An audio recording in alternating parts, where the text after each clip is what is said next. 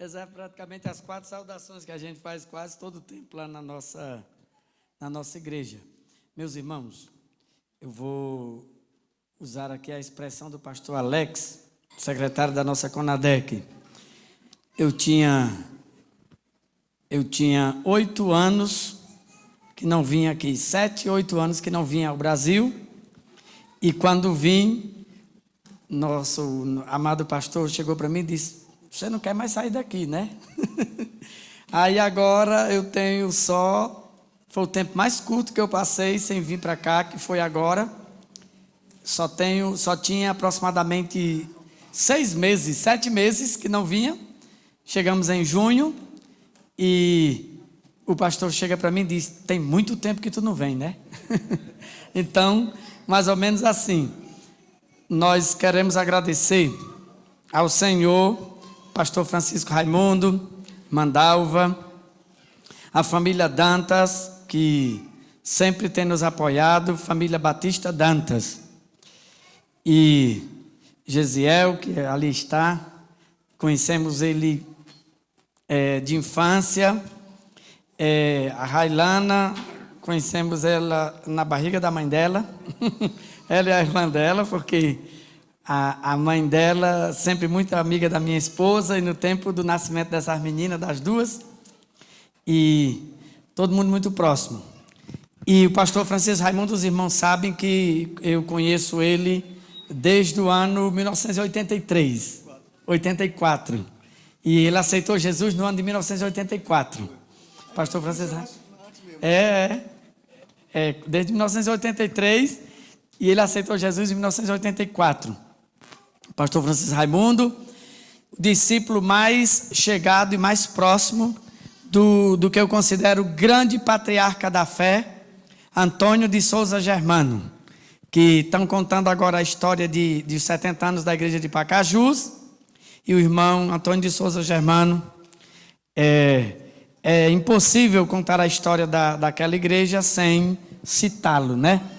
E o pastor Francisco Raimundo, filho na fé do saudoso irmão Antônio Germano. Meus irmãos, faz muito tempo, nós viemos agora por um processo que estamos vivendo, estamos terminando de passar na minha família pequena, eu, Helena e o meu filho, que nasceu 12 anos depois, que nós já tínhamos 12 anos de casado quando ele nasceu. Tínhamos tido 2 filhos que havia morto antes, um filho e uma filha, e 12 anos depois do nosso casamento nasceu o Vitor, que no dia de nascer, por certo, foi declarado morto na barriga. E depois que foi tirado da barriga e tudo, ainda passou muitas horas ali jogado, foi que Deus usou um homem, por certo, um homem ateu, e eu sempre pregando para ele e tudo, e ele foi o obstetra, cirurgião que fez, e ele olha para a pediatra, aquela maternidade precaríssima, e ele manda que ela bata mais um pouco nele, já tinha jogado ele numa pia já e tudo, e ela insistiu, porque ele foi chamado, porque nós fomos para aquela maternidade, para aquele hospital, e quando fizeram a ultrassonografia, disseram que o bebê estava morto. E ali todos aqueles irmãos ali que já tínhamos ali em Tucupita, orando, e eu olhando aqui agora para o Davizinho, que eu estou no fã-clube dele também, né? Davizinho, olhando para a irmã do Davizinho, olhando para o Kelvin, olhando para o outro pequenininho ali, que o K, né? Olhando para toda essa família que já é a terceira geração já do pastor Francisco Raimundo, né? Porque vem a primeira, que são os meninos, e agora olhando para a irmã Railana também, que sempre envolvida nas coisas do Senhor, para a irmã Aline. Aí eu me lembrando daquele versículo do povo de da Judéia, quando o pai de João Batista falou, e o povo saíram dizendo: quem será esse menino e o que será dele? Né? E às vezes, irmãos, o menino que nós fomos ficou muito distante do homem que nos tornamos, né? Ficou distante, a gente perdeu aquela, sei lá, é o que eu tentava dizer para um irmão nessa semana, que o irmão, parece que quando falam de missionário, falam de dinheiro, quando falam de pastor, o pessoal pensa logo em dinheiro, pensa logo em ladrão, em alguma coisa. Aí eu dizia para aquele irmão: irmão, não murmure, porque o irmão dizia: eu queria certo reconhecimento, certo pastor é rico, fulano tem muito dinheiro, e olha isso, olha aquilo. Eu digo: irmão, no dia que a gente perder essa condição de poder orar ao Senhor e dizer: Senhor, Tu é o meu Deus, Tu é a minha porção na terra dos viventes, Tu é o meu tudo, Senhor. No dia que a gente perder essa característica como crente, irmãos, aí a gente se corrompeu, a criança que foi profetizada. Aí nesse período, nós estávamos aqui a convite dessa igreja, quando o Vitor, ele teve um desmaio, foi encontrado desmaiado dentro do carro, levaram para o hospital lá na Venezuela. Aquele hospital da Venezuela, ele tem uma particularidade: não tem um irmão da igreja que entrou naquele hospital vivo para sair vivo, só saiu morto. Os irmãos sabem como são os hospitais na Venezuela. A pessoa tem que entrar, e até a caneta para fazer a receita você tem que levar, porque o médico não tem nem sequer uma caneta. E aí, com a grande imigração, todo mundo, nem um papel para fazer a receita, quando fazem, não tem. Eu me lembro que eu fico sempre com os irmãos, principalmente numa cidade grande chamada Maturim, quando transportam para lá, e eu fico com os irmãos da igreja, que às vezes a gente leva, e pastor missionário tem que fazer de tudo. Aí quando a gente chega lá no hospital, se forem fazer um exame de sangue, tem que a gente fazer aquela vaca com toda a família e todo mundo, e tem que pegar o sangue da pessoa e ir procurar um laboratório. Aí vai no laboratório, paga o exame, vem com aquela coisa para não coagular, né, o sangue. Aí tira até a seringa no hospital, tudo, toalha, tudo, até o colchão você tem que levar para o hospital. É muito terrível ali na Venezuela. Então, meu filho, já vou dizer o tema, nesse ano, foi o ano que, vendo tantos irmãos morrerem de problemas renais, principalmente problemas renais, muitos irmãos morrendo, outros de diabetes, por falta de muitas mortes que podiam ser evitadas e que podiam ser tratadas com coisas menores. E nós decidimos nesse ano, precisamente no período do carnaval, Helena, Vitor e eu, nós decidimos nos reunir com os pastores e alguns líderes e fazer uma campanha de oração na igreja por cura divina. E fizemos alguns desafios. E quando foi no período do carnaval, eu nunca esperava que o meu filho fosse tão usado por Deus como foi nesse período do carnaval, até a Semana Santa, nesse período. O Senhor usou ele para orar por pessoas paralíticas e caminharem. Na igreja, estamos lá para dar o testemunho. Gente com os rins totalmente putrefáticos já, cheio de pus, morrendo, tudo inchado. Tinha outro que estava fazendo hemodiálise, já fazia 9 meses. Ele colocando a mão ali, o Senhor curando os enfermos.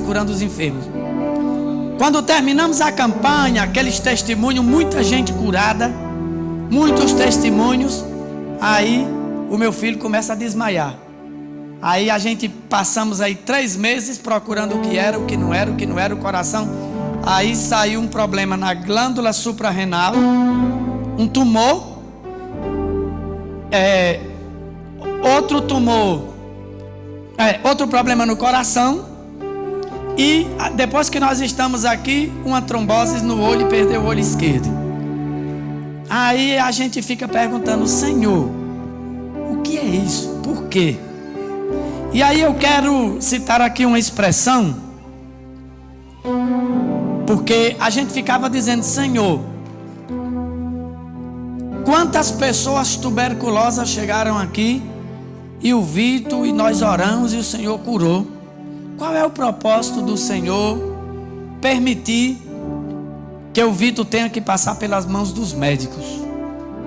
Se a gente prega a cura divina, a gente ministra sobre essas coisas, temos visto tantos acontecimentos, principalmente na Venezuela, sem nenhum tipo de medicina ou de hospital, e o Senhor vem tratando com a gente todos esses dias que estamos aqui, mostrando para a gente que o caminho, a gente sabe para onde vai, irmãos.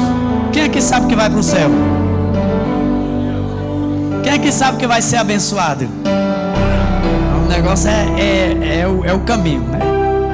Aí eu me lembrava daqueles 10 leprosos, que eles gritam e dizem a Jesus que querem ser curados, e Jesus de longe grita para eles: vai e mostra-te ao sacerdote.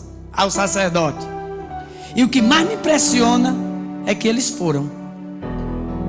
E a Bíblia diz que enquanto caminhavam, enquanto iam pelo caminho, porque nenhum teve a ousadia, ou não sei, ou a pouca fé. Se fosse eu, dizia: Senhor, faz aqui uma oração por mim, coloca aqui a mão na minha cabeça, eu quero receber uma ministração, se quiser pelo menos cospe aí na terra, faça algo. Não, Jesus disse: vai lá se mostrar no sacerdote, vamos para o culto.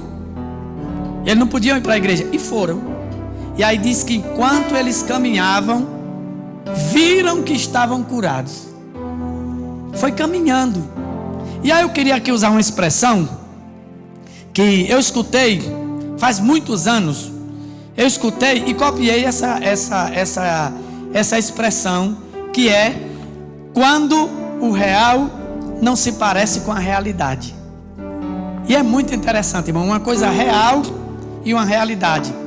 Todas as vezes que eu encontro alguém na Venezuela, os irmãos sabem, eu falei aqui no ano passado, para quem não estava, nós moramos há 27 anos agora na Venezuela, completamos nesse ano 27 anos de Venezuela. Fomos enviados para a Venezuela pela igreja de Pacajus no ano de 1998. Pastor Francisco Raimundo era o co-pastor naquele então. Ainda não era o co-pastor, era o Valmir, né? Só não tinha o título naquela época. Mas o pastor Francisco Raimundo foi co-pastor de 3 pastores ali em Pacajus: pastor Israel, pastor Antônio José e pastor Eliakim. Muitos anos. E nós fomos enviados ali para a Venezuela, e desde o ano 98 a gente viu a transformação daquele país. E uma coisa que sempre me perguntam: como sobrevive o povo da Venezuela? Ou como sobrevive a igreja da Venezuela? Já que o irmão conta que o salário mínimo da Venezuela são $3, 17 reais, mais ou menos. Como vive o povo assim? E como a igreja, se para construir a igreja, a pessoa comprando mais do que 5 ou 6 ou 10 sacos de cimento, vai presa. Para comprar um teto, se precisava, o nosso templo, ele tem 3.400 metros quadrados.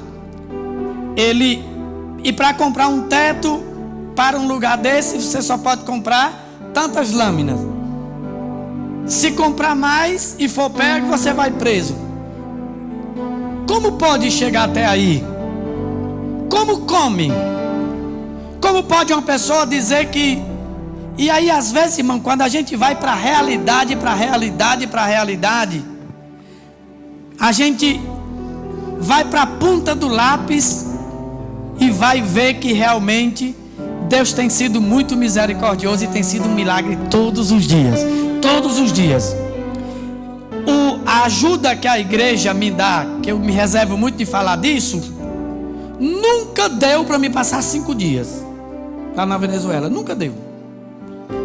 Toda a minha vida, a ajuda que me dá a igreja, que eu agradeço, não dá para passar 5 dias, quando vai para a ponta do lápis. Mas realmente o Senhor tem nos cuidado até agora por 27 anos. Aí, irmãos, a realidade, dizem que aqueles besouros, a joaninha, né, que a gente chama aqui, eles não podem voar. A aerodinâmica dele não dá para voar.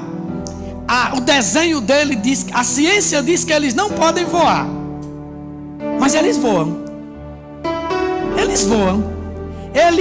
Parece que eles não respeitam a lei da gravidade, a lei da ciência. Mas pode pegar uma enciclopédia e olhar. As joaninhas, aqueles besouros que tem aquelas cores, eles podem voar? Aí diz, não podem voar. Aqui é porque não tem, irmão, mas lá em Tucupita, meio chove, a gente tira de carrinho de mão um besouro preto chamado congorocho, salgado horrível, que de vez em quando a gente come um ou outro. Um besouro preto desse tamanho chamado congorocho, eu não sei como é que aqui se chama, que eu não conheço ele aqui no Ceará, mas a gente tira de carro de mão mesmo. É uma festa. Ele é um pouquinho venenoso, ele é um pouquinho ácido, mas na fome, irmãos, é uma bênção, tá entendendo? Aí eu sempre digo lá que, irmãos, recordem, se lembrem que os congorochos não podem voar. Você vai para a ciência, mas de que voam.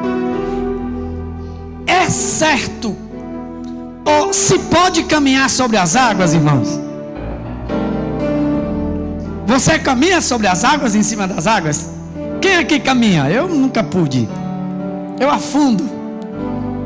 Mas nós conhecemos um que caminhou sobre as águas. Quem conhece o que caminhou sobre as águas? Mas se você for para o lápis, e esse era o texto até que eu ia ler. Por quê? Porque uma coisa é a realidade e outra coisa é o real. Mas não é o real dinheiro não, é o real.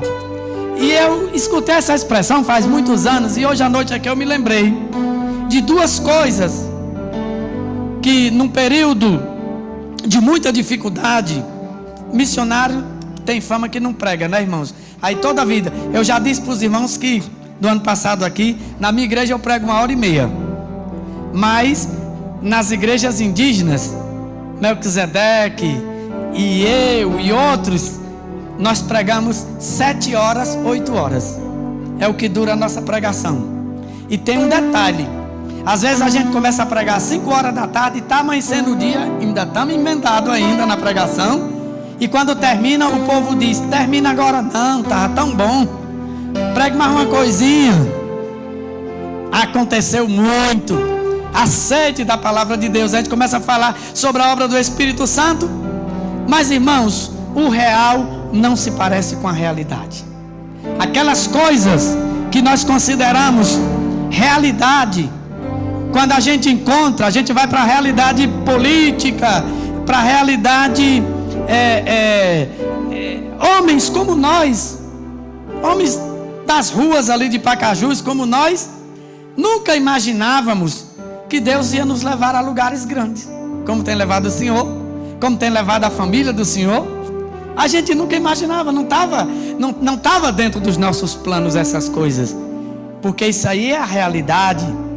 Aí a realidade, a gente faz as contas, a gente faz todas as contas. O texto que eu ia ler é Mateus 14, 22 ao 23, quando Jesus caminha sobre as águas. E a realidade, ela é composta de tempo, de espaço, ela é composta de tudo, irmãos. E muitas vezes eu olho para a igreja, eu olho para o tamanho da igreja na Venezuela e digo, não encaixa com a realidade do país, não encaixa com a realidade de tudo que a gente está vivendo. Às vezes, e uma vez agora, ultimamente eu passei até uma vergonha, porque eu digo, irmão, sejam mais agradecidos A gratidão nos projeta para o futuro. A gente sempre pensa que gratidão tem a ver com o passado, mas gratidão tem a ver com o futuro também. Quando a gente é agradecido, a gente se prepara para receber grandes coisas do Senhor. E o mal agradecido, ele não se aprofunda na relação, como aqueles 9 leprosos. E esse texto, irmãos, que eu não li, mas está em Mateus capítulo 14, 22 ao 33, ele é o texto que tem adesão do tempo, do espaço, tem adesão de tudo. E quando a gente tira os cálculo financeiro, que é o que baixa muito a estima do povo, cálculo social, cálculo espiritual, a gente calcula por todos os lados, e a conclusão que a gente chega é que a conta não bate. E quando a gente fala de missões, em fazer missões do poder do Espírito Santo, a conta bate menos ainda. Pode repetir comigo, irmãos? O real não se parece com a realidade. Porque a nossa realidade, ela é muito dura. Eu escuto muito na Venezuela: ah, pastor, mas é porque eu sou de outro país. Ah, pastor, mas a sua realidade é outra. Ah, pastor, a realidade. Tem umas pessoas que chegam para mim e dizem: quando é que o ditador vai cair? Aí querem que a gente profetize a queda do ditador, ou querem que a gente profetize maldição contra qualquer sistema de governo ou qualquer sistema político, quando Deus não tem dado uma palavra sobre isso.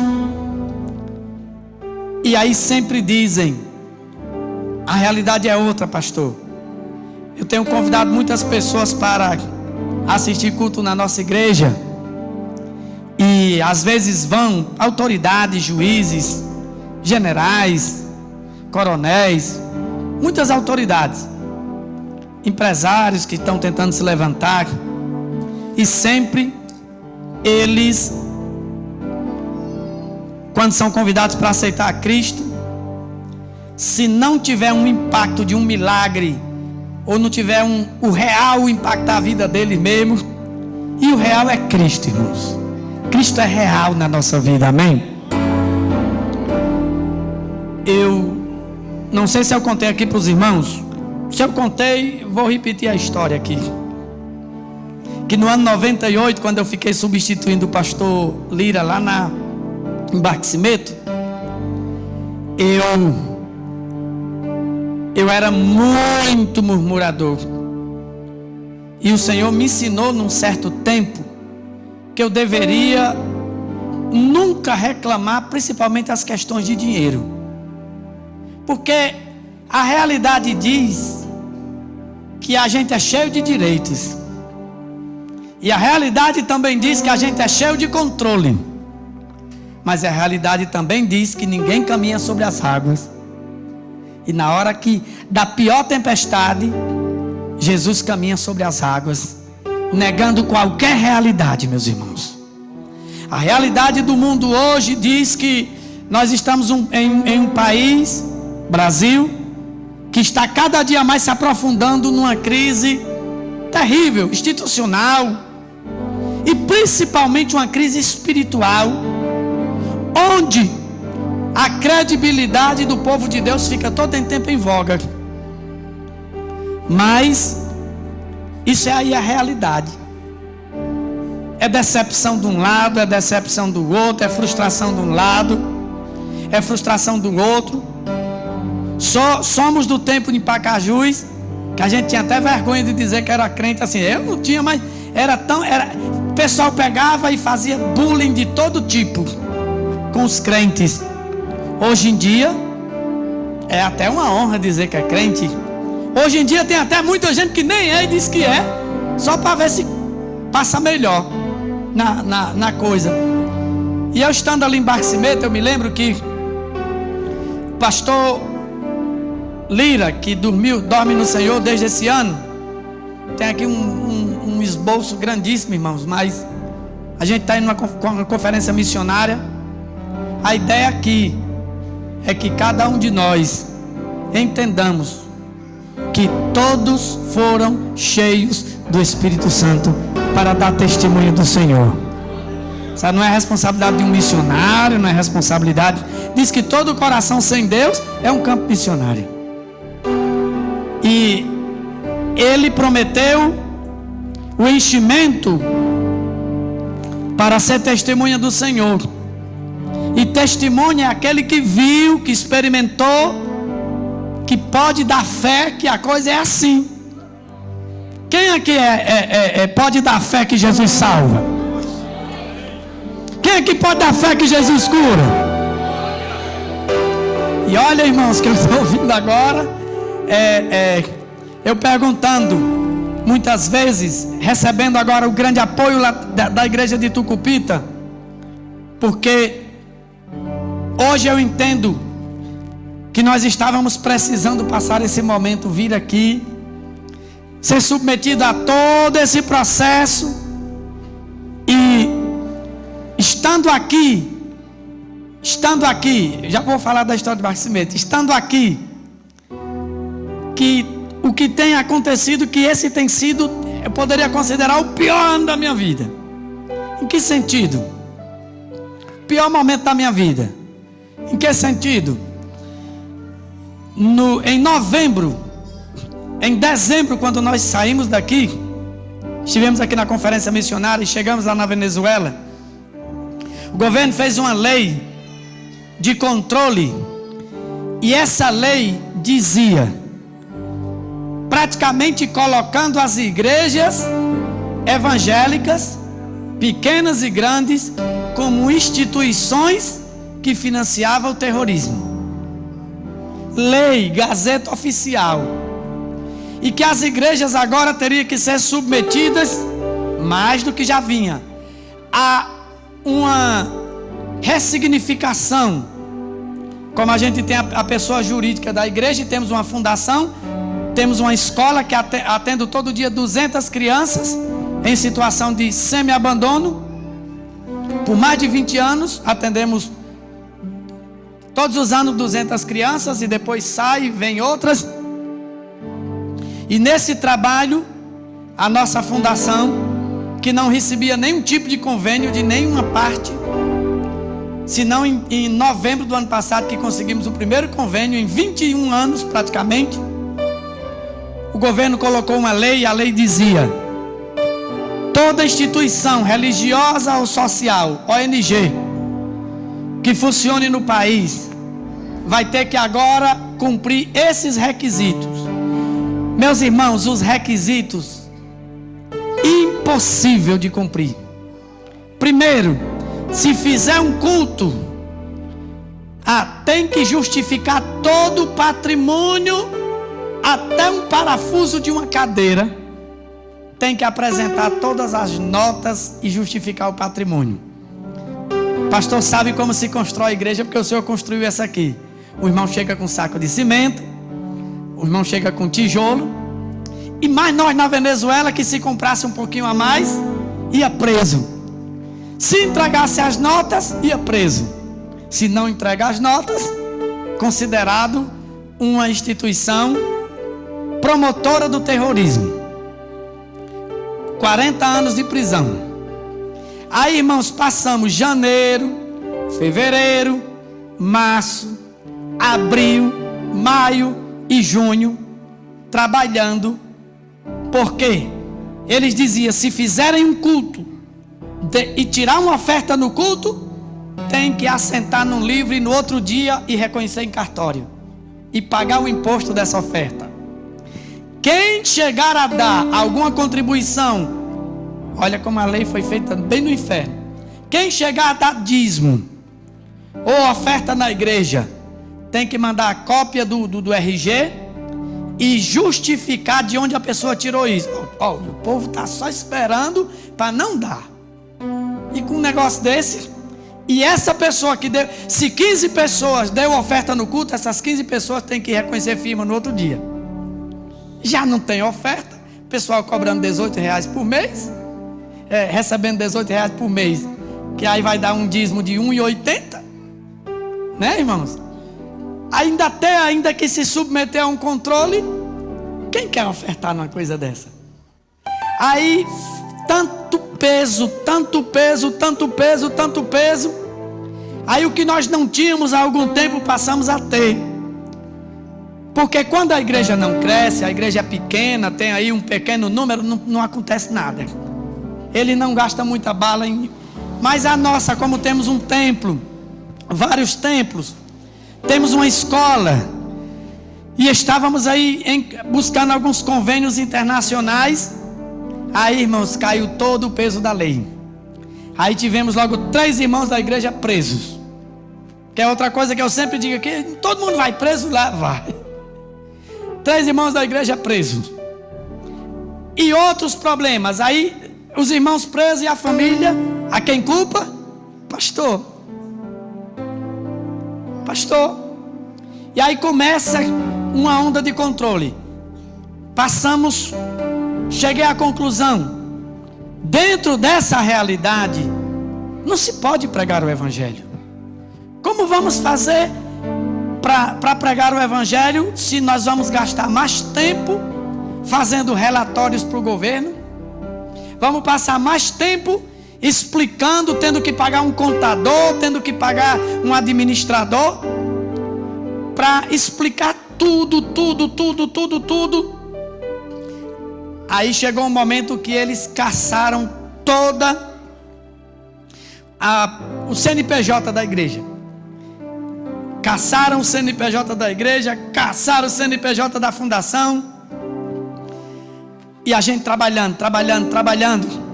E é porque temos advogados na igreja. Chegou um momento que eu venho para cá, para o Brasil, por essa questão do Vitor. Porque quando descobrimos o tumor na glândula suprarrenal, a gente foi investigar lá quanto seria uma cirurgia dessa, porque no público não faz. E a cirurgia seria aproximadamente de 200 a 300 mil reais. Quem tem, irmão, no país desse? Aí vamos para o Brasil, vamos para o SUS. Incentivados. Pastor Walter disse: eu vou pagar as passagens, vocês vêm. Quando chegamos aqui, o governo da Venezuela determinou que a nossa carteira de identidade deveria ser cassada também. Não só a minha, todas que tivessem um número de 21 até o 32. A minha 25 começa, e a do Vitor é 32. A da Helena não, porque a Helena eu digo sempre que ela é documentada. Helena está caçada, a Helena está clandestina já há 5 anos na Venezuela. Desde 2020 que ela está clandestina lá. Mas aí vem toda essa problemática, irmãos. Aí quando a gente olha para a realidade, a gente diz: será que vale a pena se sacrificar por um país desse? Será que vale a pena sacrificar a adolescência do Vitor, a juventude, e sacrificar a vida dele, sacrificar tantas coisas por estar num lugar desse? Isso aí é a realidade. É a realidade.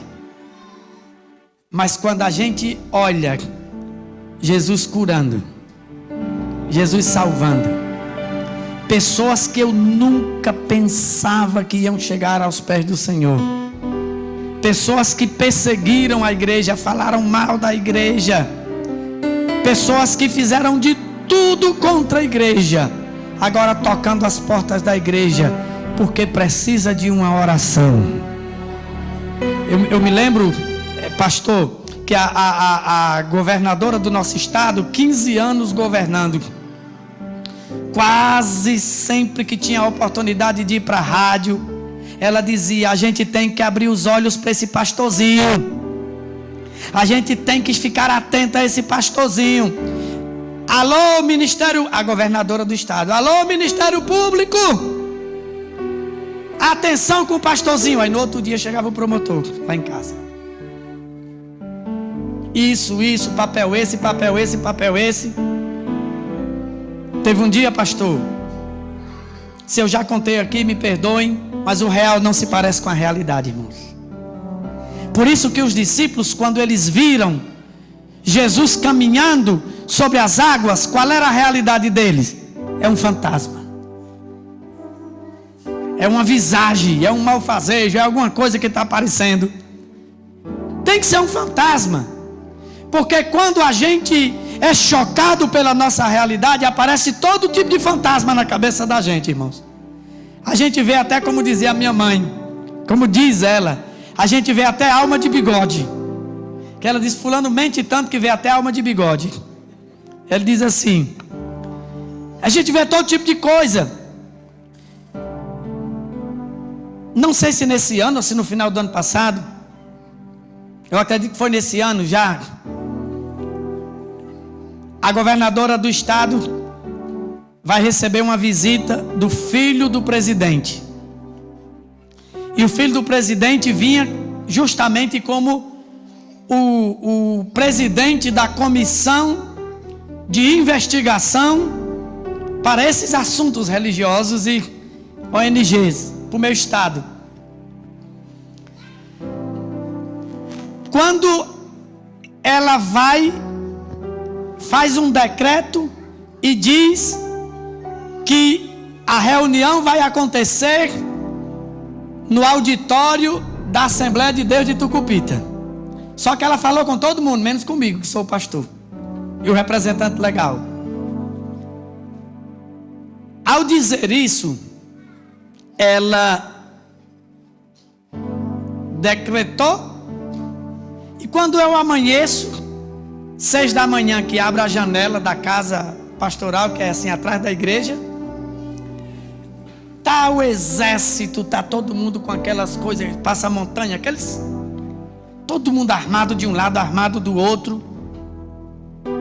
Aí logo liga para mim um pastor da igreja batista e diz, pastor, tá passando na rádio que a tua igreja foi desapropriada. É verdade? Eu digo, estou sabendo não, estou vendo aqui uma tropa imensa aqui, todo mundo aqui. A igreja como entra numa rua, sai na outra, fui lá por baixo, fui lá, quando vi do outro lado do mesmo jeito. Pastor, pois está saindo na rádio que a tua igreja está desapropriada. E que vão fazer adianamento, não sei nem como é que a gente diz aqui em português, irmão. Vão fazer vão entrar e vão averiguar tudo aí, mãe. Tudo. Uma varredura. Obrigado, pastor. E aí eu desço a parte de cima lá da casa, óbvio, abro o portão. Quando abro o portão, vem o chefe da polícia e diz, o senhor é o pastor Elivandro Saraiva? Sim. Pastor, abre o portão e com licença. E aí já foram entrando. Eu digo, um momento, de que se trata? Ele diz, não, é porque hoje vai vir o filho do ditador, ele não diz ditador diz aí, vai vir o filho do presidente, e o auditório que a gente escolheu para fazer a reunião e tudo, da sociedade comunista, é aqui na igreja.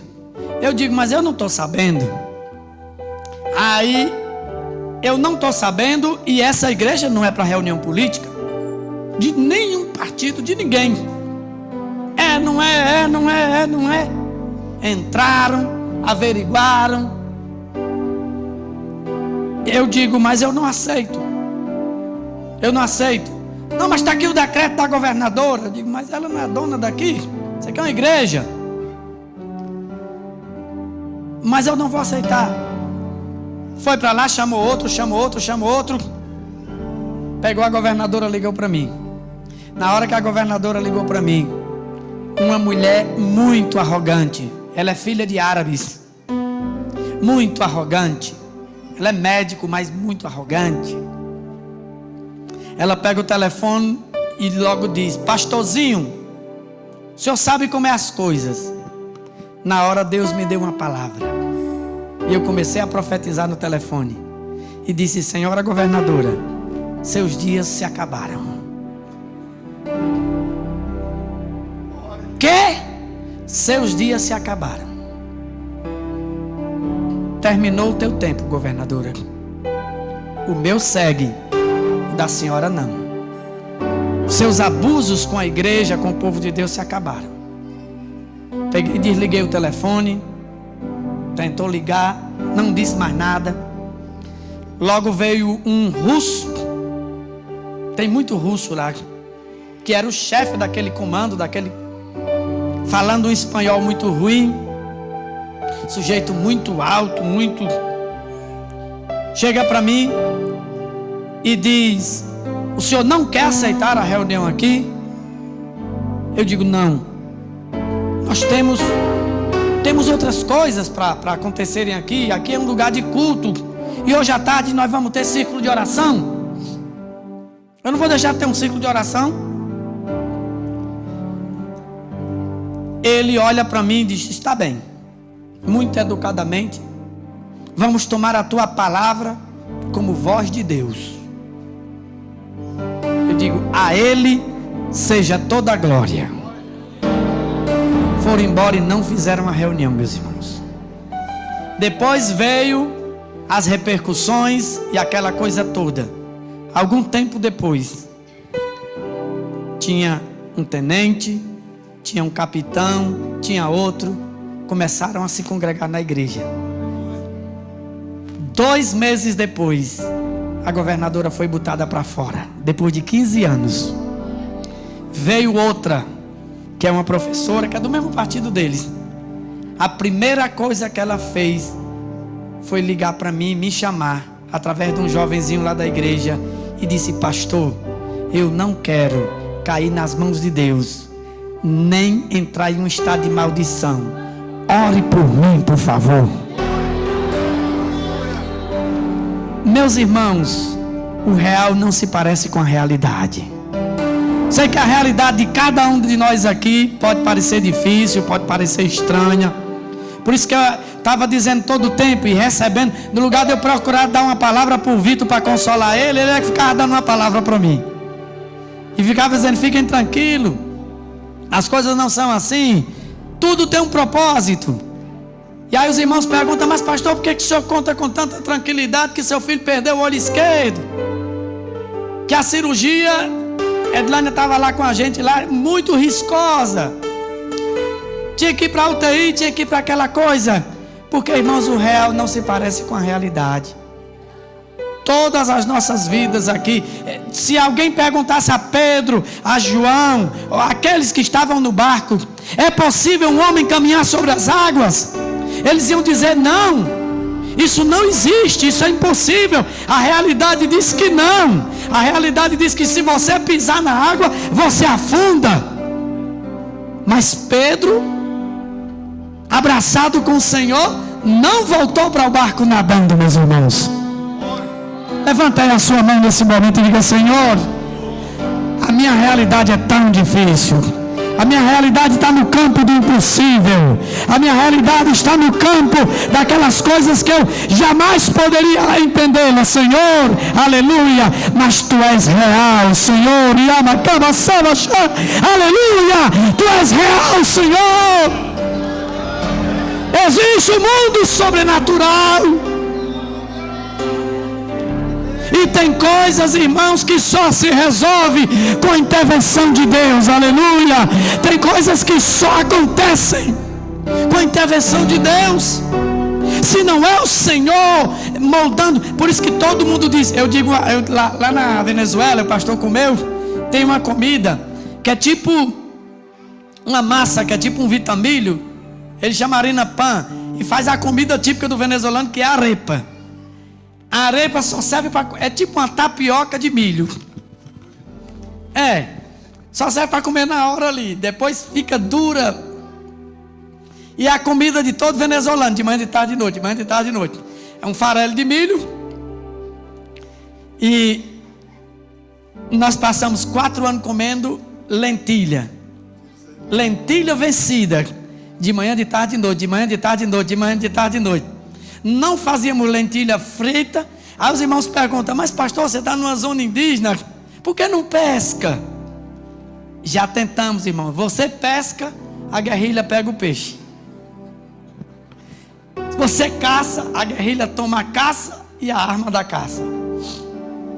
Até um motorzinho que a gente tinha, os motorizinhos, tomava os motores e cortava as orelhas dos irmãos.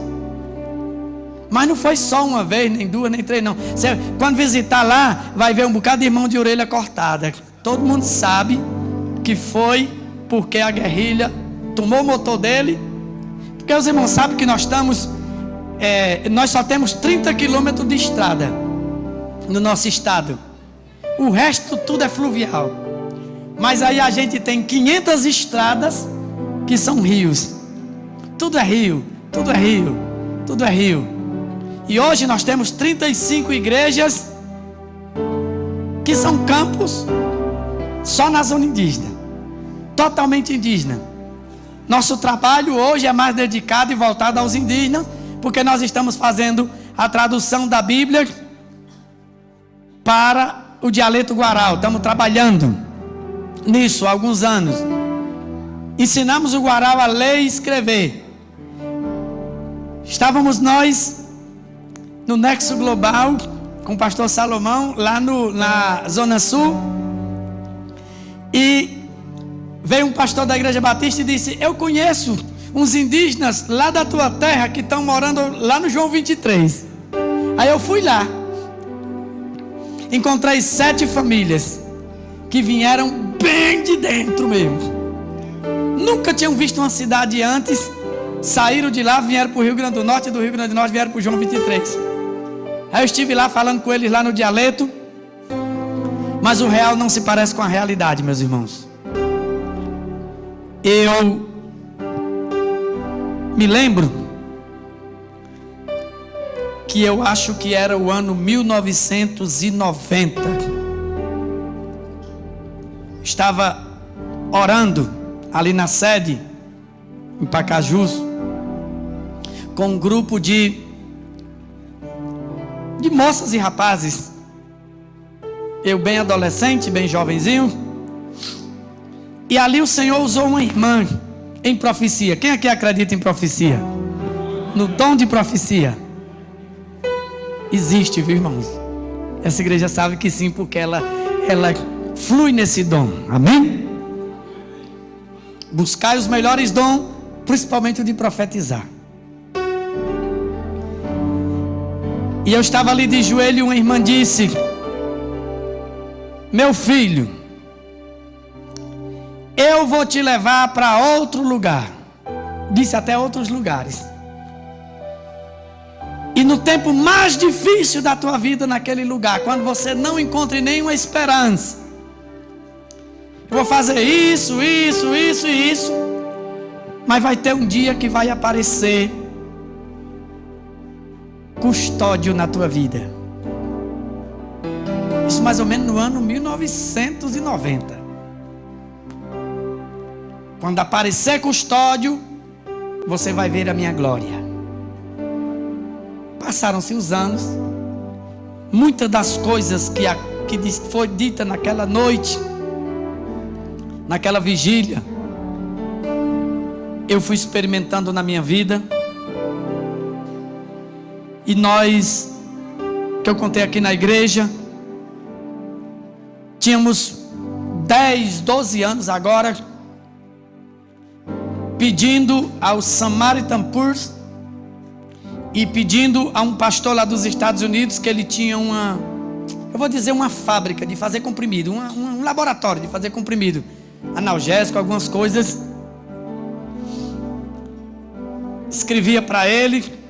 Chegou um momento que as mensagens não saíam mais, porque eles têm uma forma terrível de...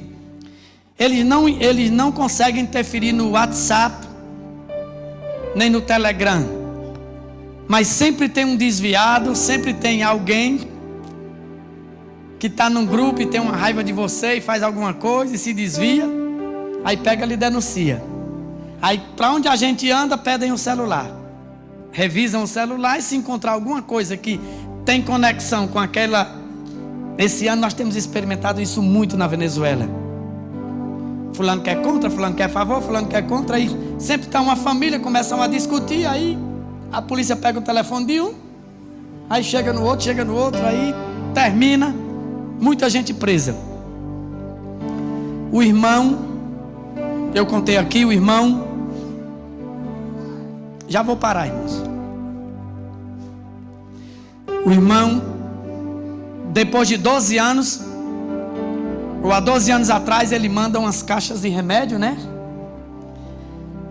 Aí os remédios passaram 10 anos na aduana, na alfândega. Apodreceram alguns. Um dia ele manda uma mensagem para mim e diz, tipo assim: parabéns pela tua perseverança, os remédios vão chegar. Aí eu contei aqui, os remédios chegaram. Quando os remédios chegam, nós decidimos levar alguns para algumas igrejas indígenas, analgésicos, algumas coisas. Na semana que a gente vai levar o remédio, o secretário de saúde do estado foi preso, porque pegaram ele com a caixinha de remédio desse tamanho na casa dele. E eu com a serra desse tamanho de caixa de remédio na minha casa. Aí o secretário de saúde do estado, do governo, pegaram ele para exemplo, né, como bode expiatório. Quando o homem é preso, eu estou no porto com 3 médicos. Não sei se eu contei aqui, se contei, vamos para frente. Com 3 médicos e uns enfermeiros da igreja e uns irmãos que andavam comigo. O homem foi preso lá em Tucupita, eu estou lá em Coporito. Aí chega a Polícia Federal de lá, primeiro que bota o olho em cima daquelas, tinham umas 5 caixas de analgésico, antibiótico, tinha muita coisa aí. Quando olha, diz: haha, quem é o médico responsável por esses remédios? A doutora, eu. A outra doutora da igreja, eu. O doutor, eu. Estão presos. Quem mais? O pastor. Ligam para outra autoridade: senhoras, a sua licença de médico vai ser cassada. Dos 3. Suas licenças de enfermeiro vão ser... Aí, irmãos, imagine como é que fica o coração da gente aí. Todo mundo começa logo a chorar. Todo mundo começa logo a botar a cabeça. Se o secretário de saúde foi preso, pastor não é nada. Esses médicos não são nada. Começou logo todo mundo a chorar, todo mundo desesperado, todo mundo preso. Vamos desapropriar o remédio, o senhor vai preso outra vez. E essa é a história. Isso era mais ou menos 1h da tarde. E já estávamos aí 5h da tarde sob muita humilhação. Veio todo mundo, tiraram foto, gravaram para botar na rádio, filmaram para botar na televisão. Aquelas pessoas ali detidas, chorando. A gente também ali detido, ali, todo mundo preocupado. Veio um capitão, ou era um tenente, e olha e me diz: o senhor sabe que o senhor está cometendo um grande delito, né? O senhor sabe que a sua igreja vai ser fechada, né? O senhor sabe que com isso aqui nós temos para colocar o senhor e a sua família toda presa e os irmãos da igreja tudinho. O senhor sabe que o que o senhor está fazendo. E aí aquela lição de moral, aquela coisa. Irmãos, quando já iam levar a gente para o presídio, aquelas médicos iam perder sua licença, quando enfermeira, aquela coisa toda, todo mundo desesperado. Eu tinha mais pena delas e deles do que de mim, porque eu dizia: meu Deus, a irmã dizia, tanto tempo estudando para chegar nesse momento, a gente querendo fazer o bem. Eu sei que no meio daquilo tudo, irmãos, é um porto para uma lancha bem grandona, e desce um general da lancha. Primeira coisa que eu vi, o nomezão aqui, Custódio. Foi a primeira coisa que eu vi. Quando eu olhei, aí eu disse para ele: general, eu estou esperando o senhor há muitos anos.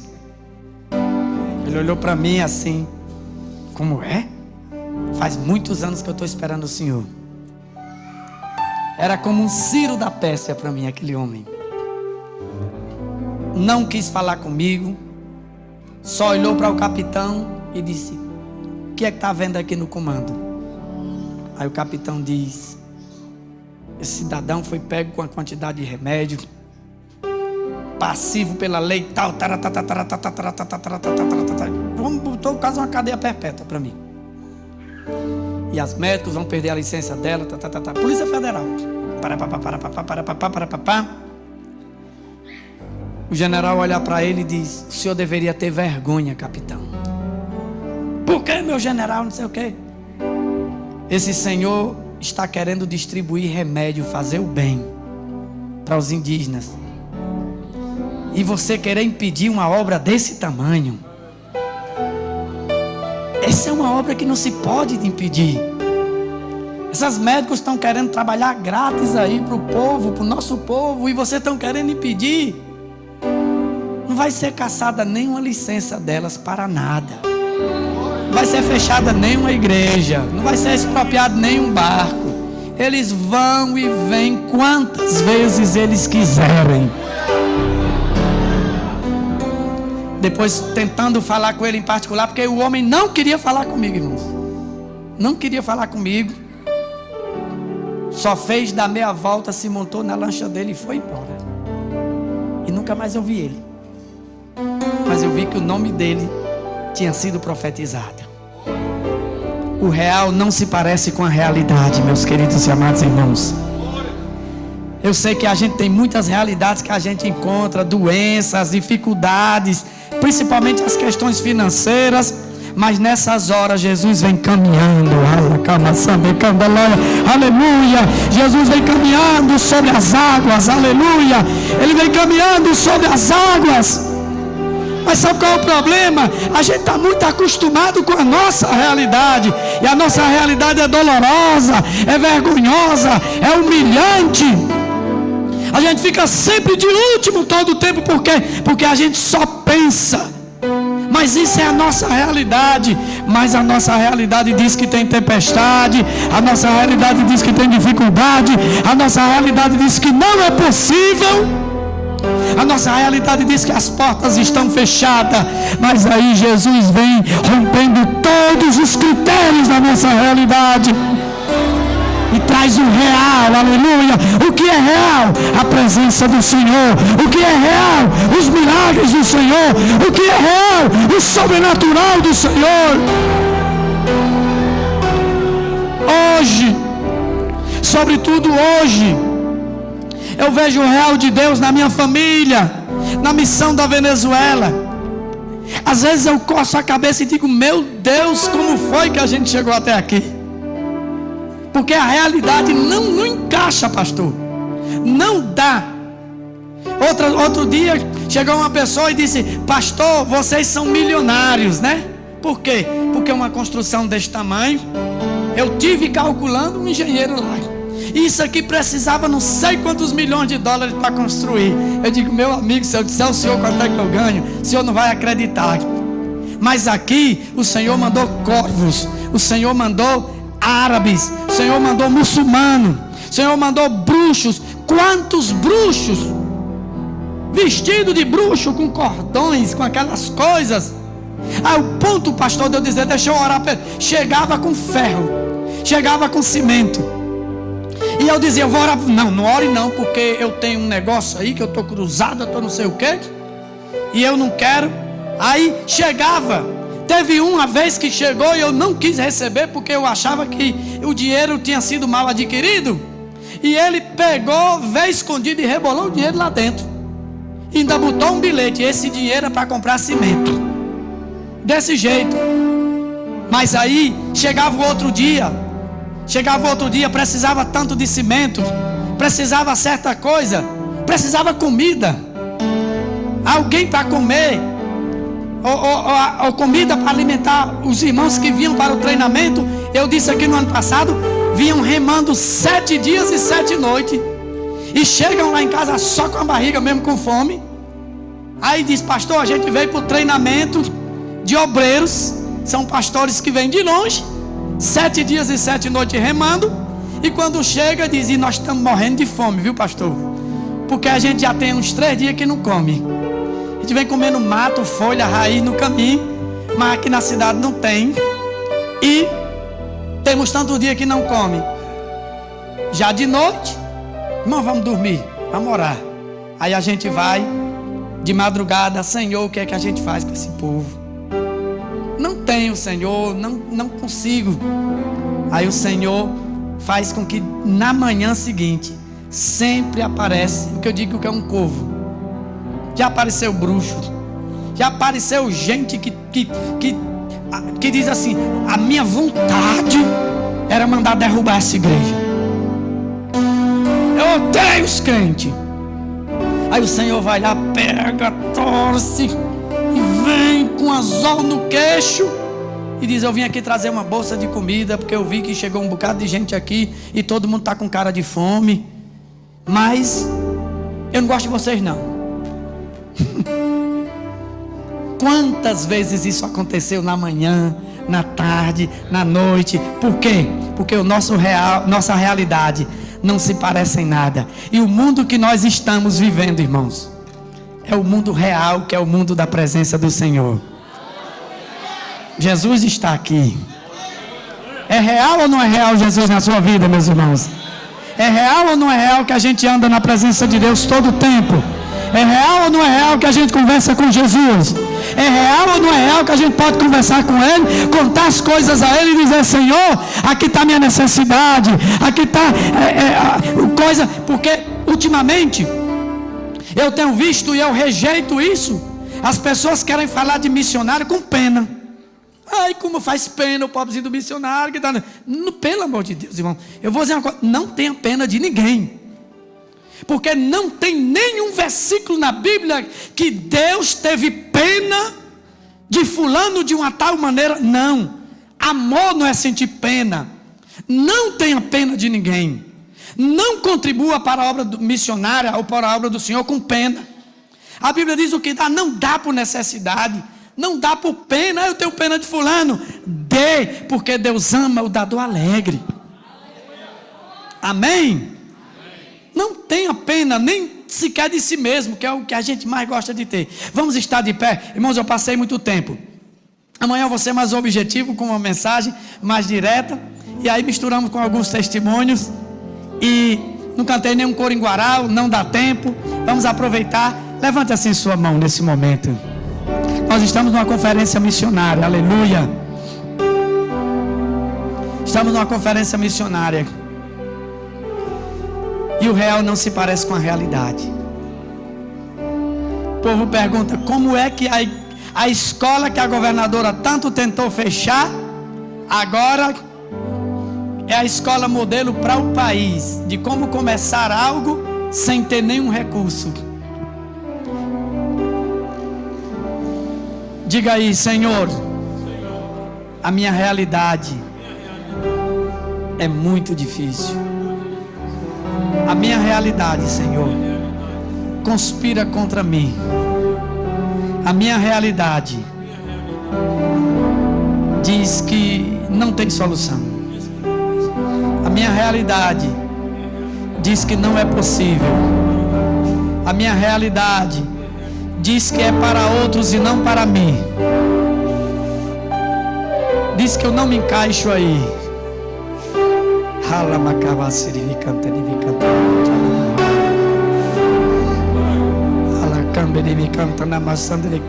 Aleluia. A minha realidade, Senhor, diz que eu não tenho fé suficiente. Aleluia. A minha realidade, Senhor, ela joga na minha cara todo o tempo. Essa é a tua realidade. Essa é a tua realidade. mas o real não se parece com a realidade, aleluia. E o que é real? O que é real é a promessa. O que é real é a fidelidade do Senhor. O que é real, aleluia, é que os princípios são mais poderosos do que qualquer outra coisa, aleluia. E o princípio diz, aleluia, aleluia, que Deus tem algo mais, que Deus quer algo mais.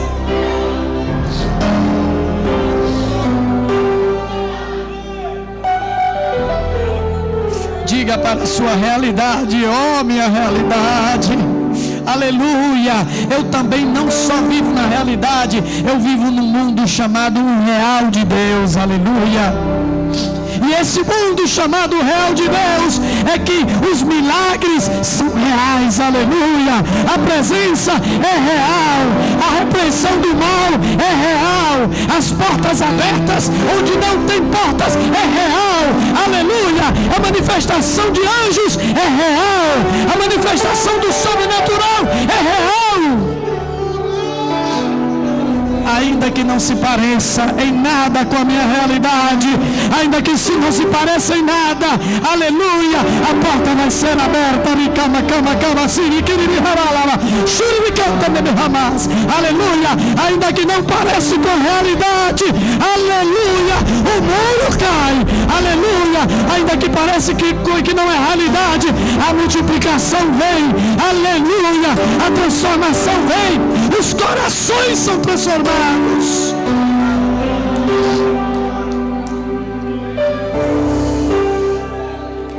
Que nessa conferência missionária,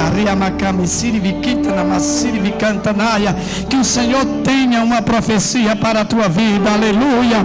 Que o Senhor tenha uma palavra para a tua vida e você possa abrir a sua boca e dizer: Senhor,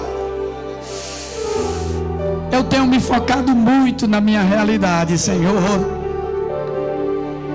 Eu tenho chamado para como meu trauma. Tenho chamado como meu as minhas ofensas. Eu tenho chamado para meu, Senhor, a minha baixa estima, a minha depressão. Eu tenho chamado para meu, Senhor. Mas o Deus real, o Jesus real, o Jesus que não é uma fantasia religiosa, Ele está no meio do seu povo para fazer coisas gloriosas e maravilhosas. Não parece a nossa realidade com o real. Amém. Muitos milagres essa noite aqui, meus irmãos. Pode tomar posse do seu milagre. Eu sei que todo pregador diz isso, gostamos de repetir essas coisas, mas pode tomar posse do teu milagre em nome de Jesus, aleluia. Em nome de Jesus. Muito necessário muitas vezes entrar em realidades duras para que a gente veja que o nosso mundo está baseado no real de Deus. Amém, pastor. Glória a Deus, aleluia.